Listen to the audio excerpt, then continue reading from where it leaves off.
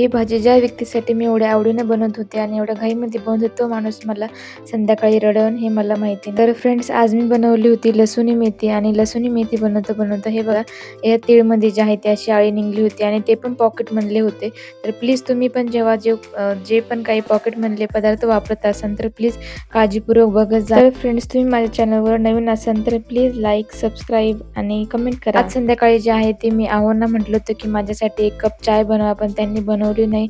त्यामुळे मला माझ्या मनाला खूप वाईट वाटलं आणि मी खूप रडले, कारण की त्यांच्यासाठी मी नेहमी वेगवेगळे पदार्थ जे आहे ते ट्राय करत असते आणि त्यांना कधीच नाही बोलत असते. ते जे म्हटले तेच भाजी वगैरे जे आहे मी करत असते. एवढं सर्व काम आवरून जे आहे ते माझी थोडीशी तब्येत खूपच मला डाऊन वाटत होती. त्यामुळे मला त्यांच्या हातची जी आहे ती चाय बी वाटत होती, का तर ते छान चाय बनवतात म्हणून. आणि त्यांचं ऑफिस मधलं काम पण सुद्धा संपलं होतं. त्यामुळे मी त्यांना म्हटलं होतं बनवा, तर त्यांनी बनवली नाही. म्हणून मला खूप राग आला होता आणि त्यांना ही भाजी जी आहे ती खूप आवडली होती.